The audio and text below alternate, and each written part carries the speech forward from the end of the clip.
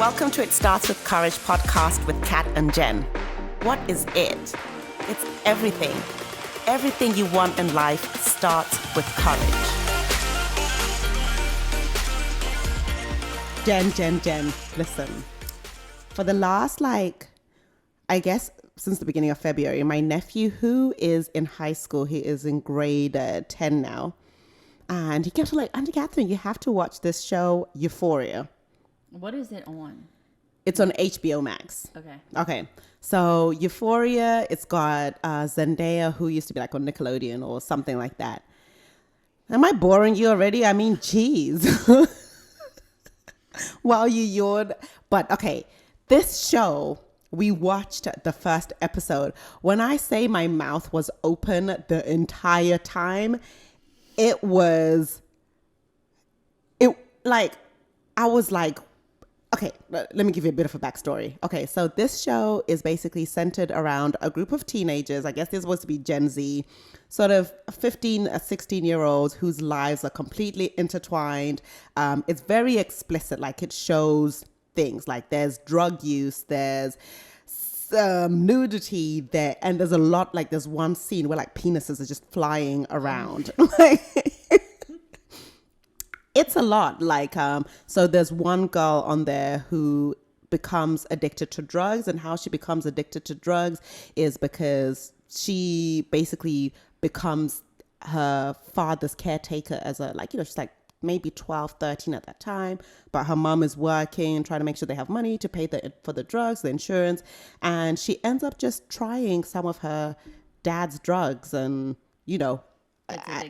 gets addicted. The father passes away, and it just continues to spiral down like that. And then there's another one who is she's transitioning, so from male to female. And then there's one guy, the one character who's basically like the jock of the school, super good looking. His family is super successful. The dad is really, really successful, but there's a backstory in that the father is actually on the low, as in he's actually into guys. So in his spare time, he sources out different guys and has sex with them. And eventually he ends up accidentally sleeping with one of the children from his son's class. And yes, so all these kids are intertwined. It's like, when I say it's a lot. But I think the biggest shocker for me was, it's really like it just puts everything out there in that none of these people are perfect. None of their home situations are perfect or lives are perfect. But as is with most of us, when we go out into the world, we paint this perfect picture. We show people this perfection, but we don't actually deal with what's going on in our lives. Situations, we refuse to, as they say, wake up and smell the coffee and address the situation for what it is. There's one scene where the daughter who's addicted to drugs, the mother can sort of see like she's spiraling out of control. She was supposed to have gone to rehab. Obviously, she's falling off, but she makes not excuses, but it's almost like, oh, but she's doing okay.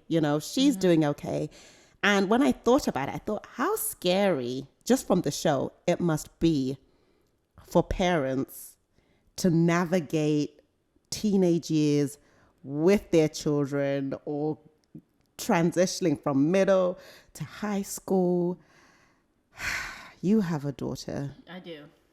And I'm not ready. What's that like? And I don't know. I mean, I would like to say, Jen, watch this show, but I swear, I think you would literally just go nuts from seeing potentially what some children go through. Right. Even just at school. Like, how do you... Yeah, I think we've kind of talked about this in past episodes of, I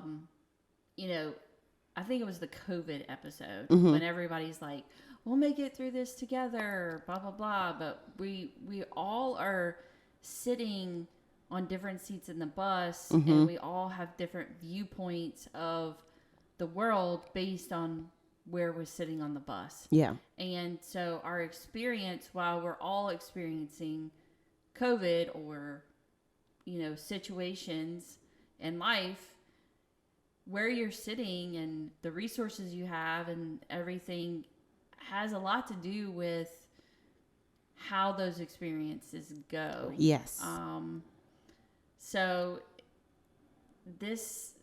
all the things that you are talking about is truly what is going on in the world right now. Yeah. And for a parent, it is super scary. And, like you hear these horror stories and of, kids. And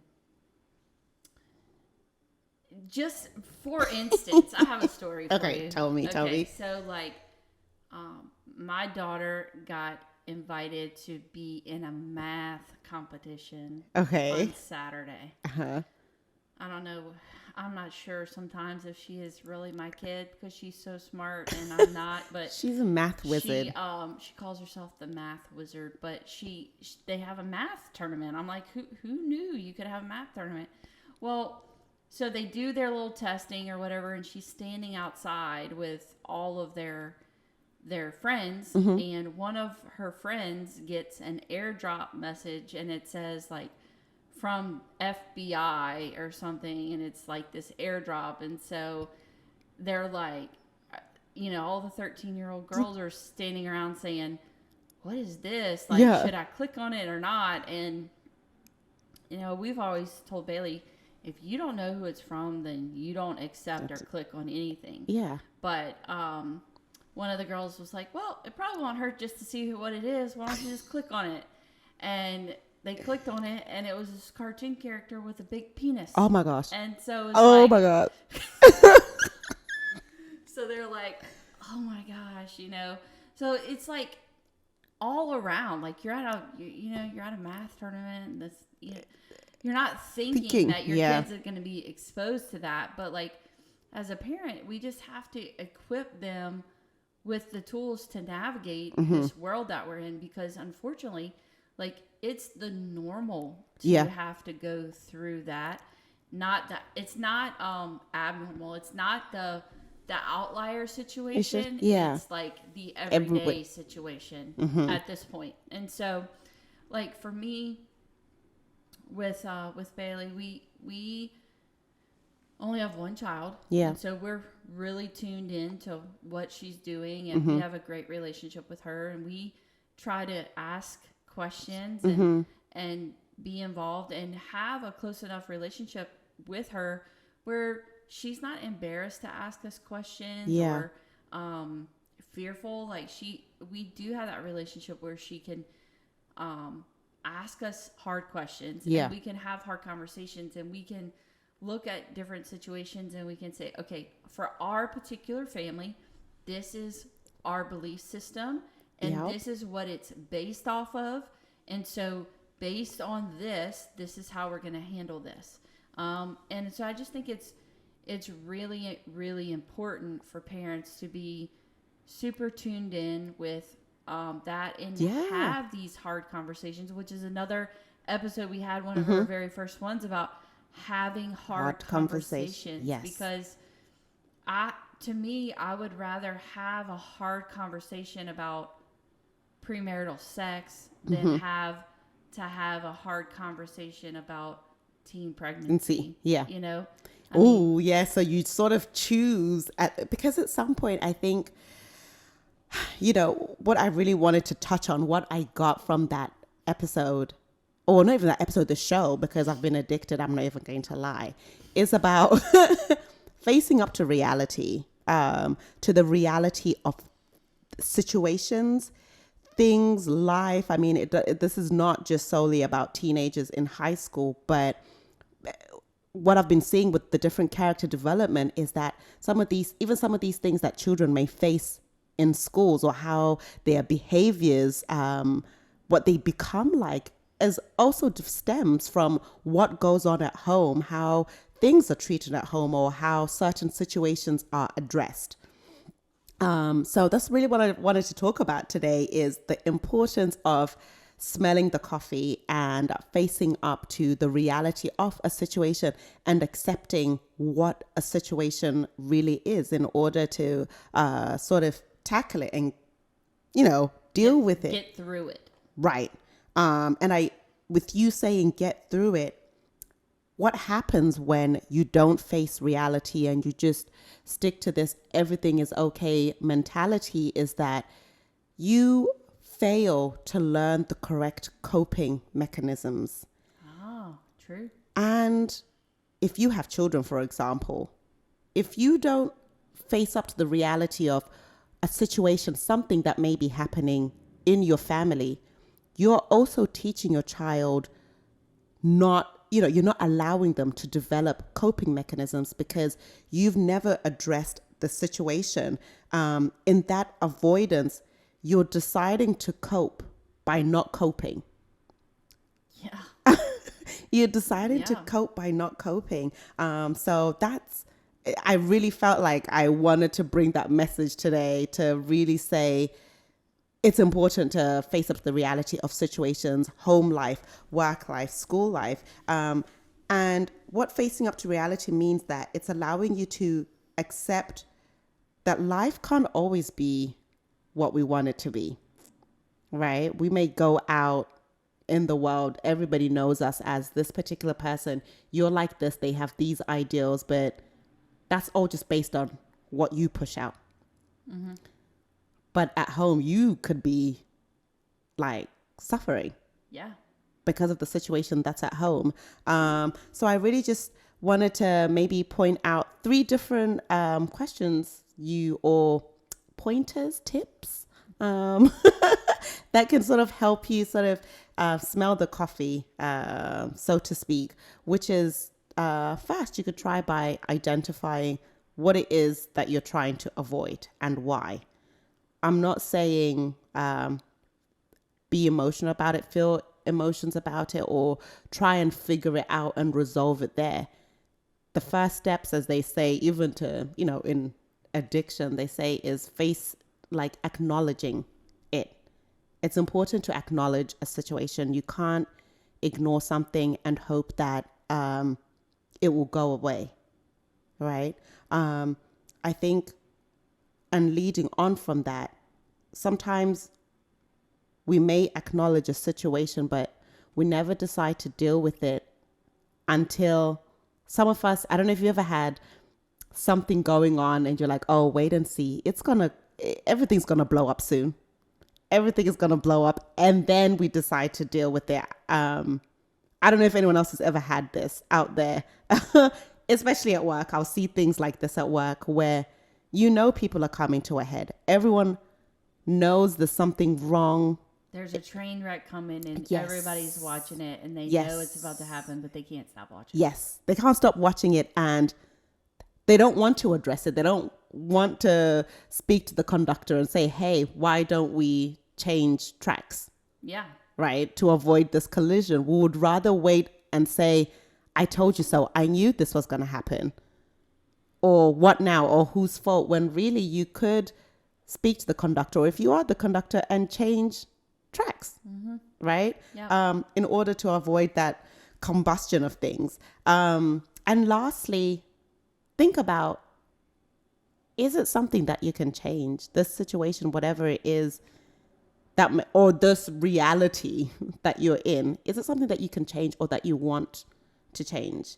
I think it's important for people not to suffer quietly. It definitely takes courage to look at a situation maybe that you're not so happy in, acknowledge the reality of that situation and take the steps to. I was about to say, mm-hmm. take action, because I know in my life, and I have one friend that I'm thinking of, and I don't know if she'll ever listen to this, but I always tell them, you are stuck on go. Mm-hmm. You just stay, you're in a sticky situation and you just stay here. It's like you're paralyzed in fear to make a move any direction. Mm-hmm. And you just think if you just stay here, it's all going to work out. Yes. And that's what we're talking about. If you just stay there, it's not all going to work out. Mm-hmm. It's going to end up terribly. The train is going to crash. There's going to be carnage everywhere. Yes. You have to identify the situation and then take some sort of action to try to better the situation.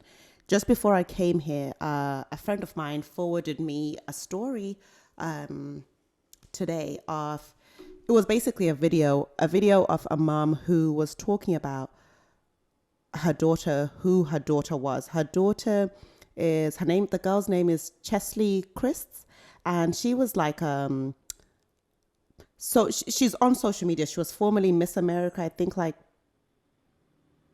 2019. And she was really going through some depression. And unfortunately, sadly, she took her life. But on the outside, this is somebody who looks like she's got it together. She's got it all. She's, and obviously there's so much that people from the outside can do sometimes. And I suppose when I speak of situations at home, situations amongst your friends, when you see your friends in this Euphoria show, you see the girl who's addicted to drugs. Her best friend says, I walked in one day and I saw that, she had moved on to different substances and she was doing this, but the friend was too afraid to, one, tell her to stop or stand up to her and say anything. But she was also afraid of saying anything to her mom because she didn't want to be the friend who was a snitch. Yeah. Until the friend overdosed.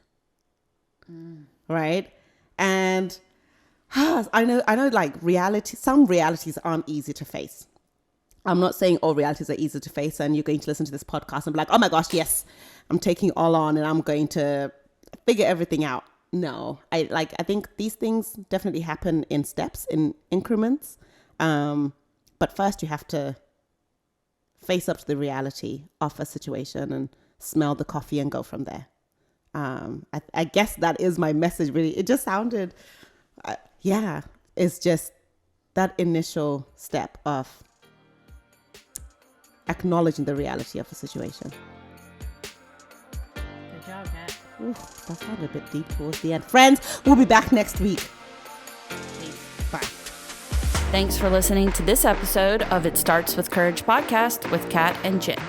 If you like this episode of the podcast, visit our website, iswcpodcast.com, for show notes and other cool things.